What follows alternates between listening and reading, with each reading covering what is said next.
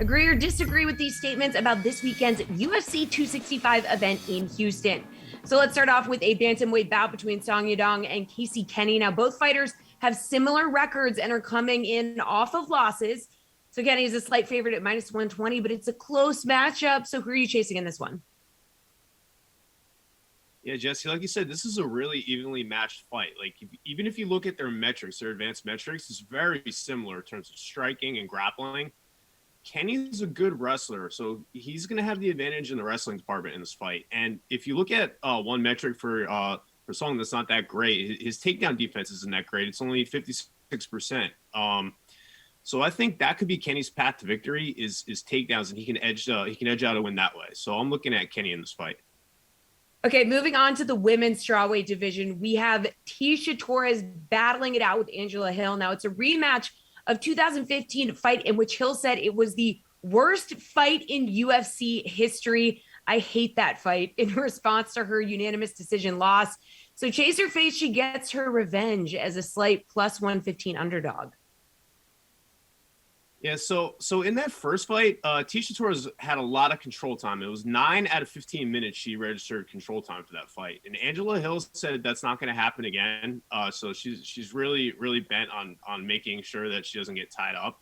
But TECIA Torres is really fast. Like, she just posted an Instagram video the other day of her hitting the bags, and like her hand speed is amazing. Like, it's really, really impressive. So Hill's going to have the reach advantage in this fight by a few inches, but Torres is going to have the speed advantage, so I think she'll still be able to get inside.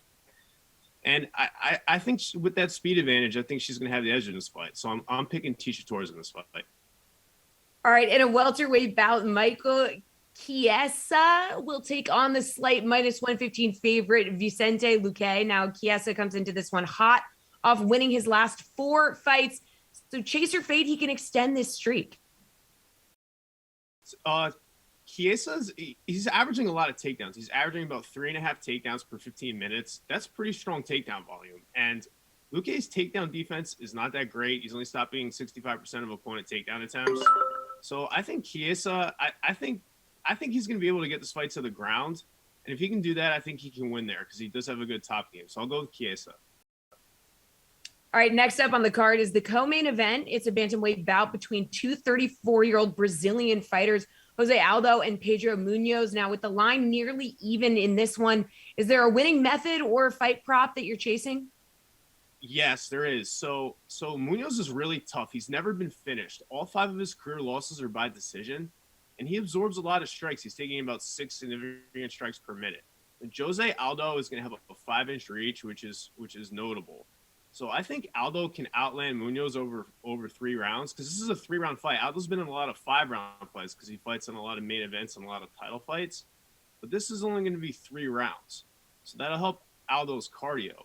So if you look at on DraftKings Sportsbook, Aldo by decision is plus 165. I think that's a pretty good prop bet in this fight because MUNHOZ is tough to finish, and I think Aldo will have the advantage in the first 3 rounds. Okay, finally, the highly anticipated main event for the heavyweight interim title. To this point, every fight we've mentioned has been nearly even, but this is not the case here as Ciryl Gane comes in as a heavy minus 365 favorite against Derrick Lewis. So Chaser fade, Gane says undefeated to pick up that interim title. Yeah, I'm definitely chasing Gane in this fight. He's a huge favorite. He's about minus 380 on DraftKings Sportsbook.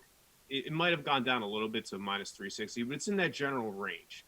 So Gane is really athletic by the standards of the heavyweight division. He's got a really impressive physique. He's chiseled. He moves really well. Like, he's got great footwork. You don't really see that at heavyweight too much. Like, heavyweight, you kind of see a lot of plodding brawlers. Gane is like really athletic and really impressive, and he's really great at managing distance, which would be important against Derrick Lewis. Because Derrick Lewis, he doesn't have the same well-rounded skill set that Gane has, but he has explosive punching power. Like, he can knock out pretty much anybody in that weight class. So we were talking about DraftKings Sportsbook prop bets before. Lewis by knockout is plus 400. We're on the money line. He's plus 280.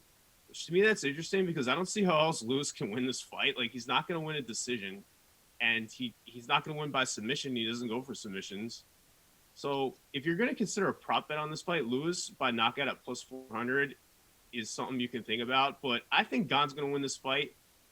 So I would probably stay away from betting on this fight because Gane is just such a huge favorite. But if you are going to place a bet, Lewis plus 400 knockout, I think is a pretty good one. All right, Sam, finally, let's get your best DFS play for UFC Fight Night. What's it going to be? So Ciryl Gane is 9,400 on DraftKings. Like we talked about before, he's easily the biggest favorite on the slate. And he's so well rounded. He just has like way more skill than Derrick Lewis, in my opinion. And Derrick Lewis does have a knockout chance, like we talked about before. But another thing that's good for fantasy scoring is it's a 5-round fight. So that there's 2 extra rounds that Gane can accumulate fantasy scoring. So I would just pay up for Gane because he's such a big favorite and he does have upside in this fight.